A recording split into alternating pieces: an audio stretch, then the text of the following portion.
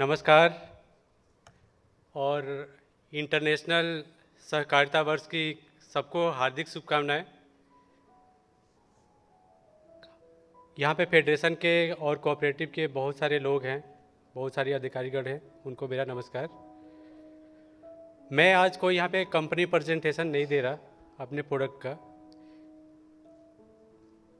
Crust media ने हमें एक मौका दिया कुछ बोलने का, तो वी कैन ट्राई कि हम कुछ सहकारिता को और आगे कैसे बढ़ा सकते हैं। हमारे पीएम सर का विज़न है, गृह मंत्री सर का विज़न है कि सहकारिता को हम लोग एक नेक्स्ट लेवल पे लेके जाएं।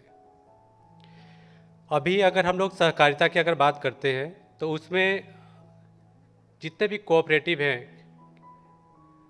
वो 10 CR प्लस फार्मर को और विलेजर को सर्व कर रहे हैं, जो कि प्राइवेट सेक्टर से और अदर बैंकों से छूटे हुए हैं।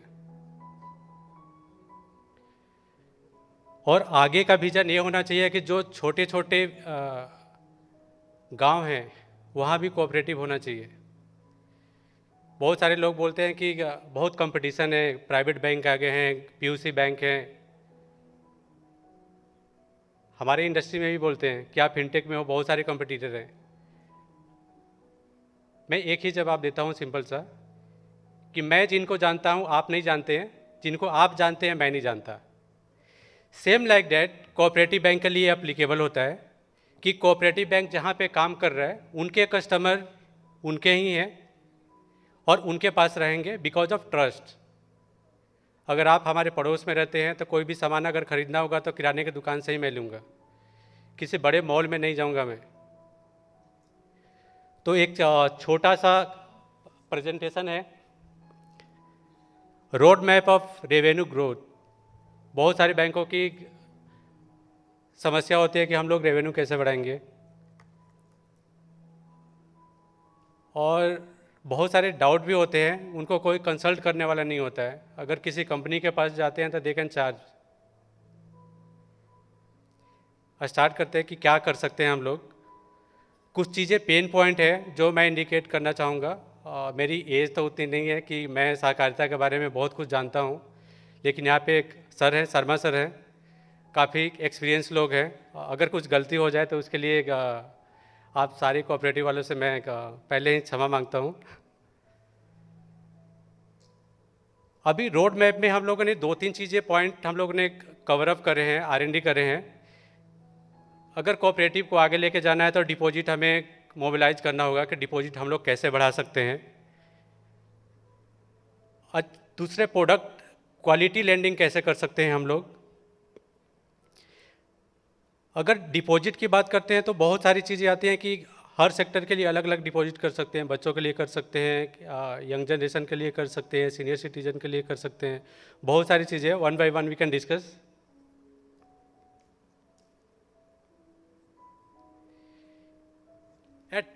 अट्रैक्टिव सेविंग स्कीम, इसके लिए अलग अलग हम लोग फ्लेक्सिबल सेविंग स्कीम बना सकते हैं, जिसका रेट ऑफ इंटरेस्ट हाई भी हो सकता है, डिपेंड ऑन सिचुएशन कि बैंक किसको टारगेट कर रही है, किसको नहीं कर रही है। फ्लेक्सिबल विड्रॉल भी ऑप्शन भी हो सकते हैं, जैसे सीनियर सिटीजन के लिए सीनियर सिटीजन प्लस कर लिया, छोटे बच्चों के लिए स्कूल के लिए अलग कर लिया। दूसरा आता है current account product. Current account businessman करते हैं, तो बिजनेस के लिए बहुत सारे गांव में स्मॉल बिजनेसेस होते हैं जिनको टारगेट कर सकते हैं। वहाँ पे ऑलरेडी हैं आपके मर्चेंट हैं, वहाँ पे उनके अकाउंट आपके यहाँ खुले होंगे, और भी कर सकते हैं। सेमी अर्बन है वहाँ पे कर सकते हैं। उन बिजनेसेस को छोटे छोटे लोन की ज़रूरत होती है, उनको ओवरड्राफ्ट फैसिलिटी के थ्रू भी हम लोग बिजनेस बढ़ा सकते हैं। Leveraging technology, user friendly mobile banking और इंटरनेट बैंकिंग हम लोग दे सकते हैं, जिससे कि ज़्यादा से ज़्यादा लोगों को हम लोग अट्रैक्ट कर सकते हैं। फाइनेंशियल लिटरेसी, अगर हम सर्विस अगर गांव देहात में देते हैं तो वहाँ पे बहुत अवेयरनेस की कमी होती है कि हमें अगर कोई प्रोडक्ट यूज़ करना है, हमें सर्विसेज कोई लेना है, पर्चे भी इवन भरना होता है तो हम किसी और से भरवाते हैं, कोई आता है तो वो चीज़ें हम लोग कर सकते हैं। ब्रांच नेटवर्क हम लोग स्ट्रेंथन कर सकते हैं कि ब्रांच में क्या क्या फैसिलिटी होनी चाहिए जो और बैंक ऑफर कर रही हैं। एक क्लाइंट के साथ हम लोग रिलेशनशिप बिल्ड करते हैं कि जो कनेक्टिविटी है क्लाइंट के साथ, जो हमारे कस्टमर हैं, उनको हम लोग और क्या एड ऑन दे सकते हैं, उनसे हम बात कर सकते हैं। क्वालिटी लेंडिंग हम लोग दे सकते हैं, लोन दे सकते हैं छोटे छोटे, पोर्टफोलियो अपना बढ़ा सकते हैं, डाइवर्सिफाई कर सकते हैं, व्हीकल लोन हो गया, होम लोन हो गया। अभी आरबीआई ने भी हाउसिंग लोन में कुछ यूएससीबी को रिलैक्सेशन दिए हैं। प्रायोरिटी सेक्टर में भी काम कर सकते हैं, एग्रीकल्चर को दे सकते हैं, क्रेडिट वर्दनेस बढ़ा सकते हैं, बहुत सारी चीज़ें हैं जो हम लोग कर सकते हैं। कस्टमाइज लोन प्रोडक्ट जो होते हैं वो स्मॉल बिजनेस फार्मर के लिए हम लोग दे सकते हैं, जो कर सकते हैं। को लेंडिंग कर सकते हैं एनबीएफसी के साथ जो हैं, जिसे रिस्क मिनिमाइज कर सकते हैं। डिजिटल लेंडिंग के लिए फास्टर लोन डिसबर्समेंट जो डिजिटाइजेशन है उसको अडॉप्ट कर सकते हैं।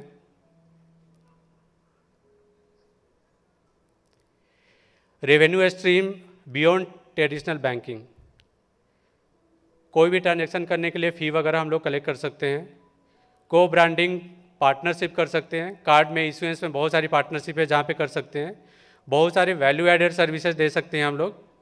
लिवरेजिंग इंफ्रास्ट्रक्चर, हमारे पास अगर बहुत बड़ा प्रीमाइसेज है अगर कोऑपरेटिव बैंक का, तो दे कैन रेंट आउट कर सकते हैं, ऑप्शन है कि अवेलेबल है।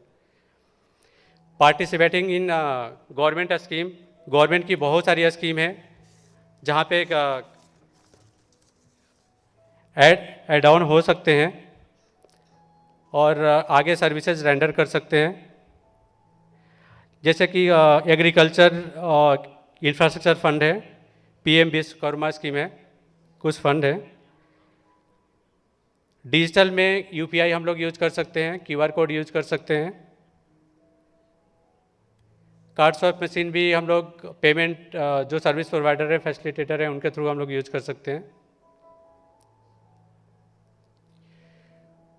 ऑपरेशनल इफ़िशियंसी के लिए आरबीआई ने सारे यूएसयू को बोला है कि compulsory you can go for the CBS कर सकते हैं हम लोग। डिजिटल पेमेंट सिस्टम हम लोग डेवलप कर सकते हैं, माइक्रो एटीएम दे सकते हैं, माइक्रो एटीएम एईपीएस आधार से विड्रॉल कर सकते हैं रूरल एरिया में, वो फैसिलिटी हो सकती है। इम्प्रूविंग ह्यूमन रिसोर्स, अगर हमारे पास मैन पावर अगर क्वालिटी का होगा तो they can deliver A quality services. Without training और कैपेबिलिटी के हम लोग जो ग्रोथ की जर्नी है वो पूरी नहीं कर सकते हैं। प्रोफेशनल मैनेजमेंट होना चाहिए कि जिस तरह से अदर बैंक हम कंपेयर करते हैं तो यहाँ प्रोफेशनल वे में कोई भी कस्टमर आता है तो इंटरटेन करें उनको अच्छी सर्विस दें। ब्रांच नेटवर्क को हम लोग ऑप्टिमाइज कर सकते हैं, जहाँ पे ज़रूरत हो वहीं पे ब्रांच खोल सकते हैं, कि जहाँ पे ज़्यादा डिपॉजिट मिले वो फोकस कर सकते हैं हम लोग। लोन रिकवरी के लिए हम लोग एक अच्छा सा सिस्टम बना सकते हैं, रेगुलर मॉनिटर कर सकते हैं उसको, और उसको हम लोग मिनिमाइज कर सकते हैं।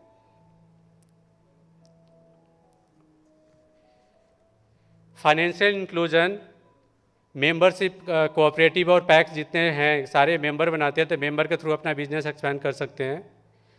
उस एरिया को कवर कर सकते हैं जहाँ पे अनबैंक है, जहाँ पे कोई सर्विसेज नहीं दे पा रहा है, उनको सर्विसेज दे सकते हैं। सेविंग स्विंग को कि हम क्या एक्स्ट्रा दे रहे हैं छोटे छोटे विलेजर को, छोटे छोटे फार्मर को, छोटे छोटे बिजनेसमैन को, सेविंग स्विंग और डिपॉजिट प्लान ऑफर कर सकते हैं। गवर्नमेंट एंड रेगुलेटरी सपोर्ट भी है, इसमें गवर्नमेंट स्कीम में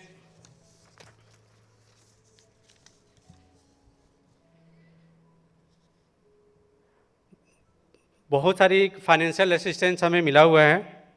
बिजनेस अपॉर्चुनिटी है वो हम लोग कर सकते हैं, जैसे कि मैंने विश्वकर्मा योजना का नाम लिया, एग्रीकल्चर इंफ्रास्ट्रक्चर फंड का नाम लिया, वो हम लोग कर सकते हैं। रीडिफाइंड फंड में नाबार्ड के थ्रू कोऑपरेटिव बैंक को बहुत सारी फैसिलिटी मिलती है, वो आगे हम लोग यूज कर सकते हैं उसमें।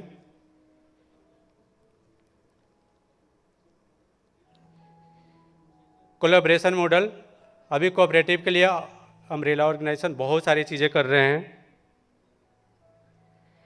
जिसमें आईटी सॉल्यूशन भी दे रहे हैं, टेक्नोलॉजी रिव्यू भी कर रहे हैं, इनोवेशन भी कर रहे हैं। बहुत सारी टेक्नोलॉजी उनके थ्रू सर्व हो रही है, तो उनसे सर्विसेज अवेल कर सकते हैं। फिनटेक के साथ, फिनटेक की बात करते हैं, फिनटेक के साथ पार्टनरशिप कर सकते हैं as a adviser, as a TSP। They can make a cooperative to next level. सबसे बड़ा होता है कस्टमर। अगर कस्टमर को हम लोग तरीके से अगर एंटरटेन नहीं करते हैं, सर्व नहीं करते हैं, सर्विस नहीं देते हैं, तो हमारे पास नहीं टिकेंगे। तो इसके लिए कस्टमर के लिए हम लोग पर्सनलाइज सॉल्यूशन डिज़ाइन कर सकते हैं based on customer requirement. Customer complain के लिए एक रोबस्ट सिस्टम हम लोग इम्प्लीमेंट कर सकते हैं, मैनुअली भी कर सकते हैं, टेक्नोलॉजिकल भी कर सकते हैं हम लोग।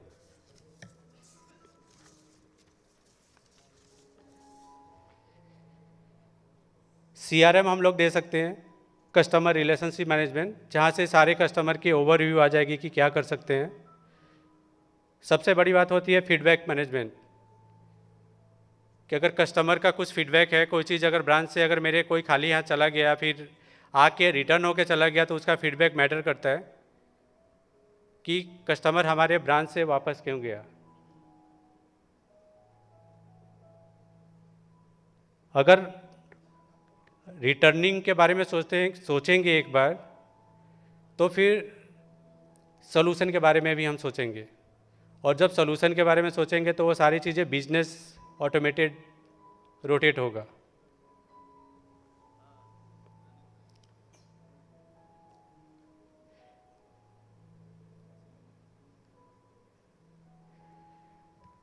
सिंगटेक एज ए मल्टीपल अभी बैंकों के लिए हम लोग as a strategic consulting partnership कर रहे हैं, जहाँ पे अर्बन कोऑपरेटिव भी हैं, पैक्स भी हैं। उसमें कुछ पॉइंट है जिसको हम लोग कवर कर रहे हैं। लॉन्ग टर्म विजन और स्ट्रेटजी पे हम लोग काम कर रहे हैं। बिजनेस मॉडल क्या डिफाइन होना चाहिए इनोवेशन में, मार्केट एनालिसिस, कॉम्पिटेंसी, स्ट्रेटेजिक गोल क्या सेट करना है हमें, line of technology for business strategy, technology need assessment, किस टेक्नोलॉजी में हमें जाना चाहिए या नहीं जाना चाहिए। कोई भी फिनटेक आता है किसी भी ऑर्गेनाइजेशन में, किसी भी कोऑपरेटिव में, बोलता है कि हमारे पास ये सॉल्यूशन अवेलेबल है। मैं ये नहीं बोलूँगा कि कोई आता है और ऑफ़र करता है तो आप कर लीजिए, उसके लिए स्टडी कीजिए आप, और देखिए कि कौन सी सर्विसेज आपको अवेल करनी है और कौन सी नहीं करनी है। तो उन सब चीज़ों में we can assist free of cost. Strategic technology road map development, अगर कोई आपका ब्रांच टेक्नोलॉजी लेवल पे, इंफ्रास्ट्रक्चर लेवल पे अगर आगे बढ़ना है, तो उसके लिए भी गाइडेंस कंसल्टिंग है। इन्वेस्टमेंट प्राइवेटाइजेशन है, कि आपको इस टेक्नोलॉजी पे पैसा इन्वेस्ट करना है या नहीं करना है। बहुत सारे चीज़ें हम लोग ऐसे ही करते हैं कि देखा देखी कॉफ़ी, कि उनके यहाँ पे तो ये टेक्नोलॉजी आ गई, हमें भी वो चीज़ें कॉपी करनी चाहिए, तो मैं सजेस्ट नहीं करूँगा।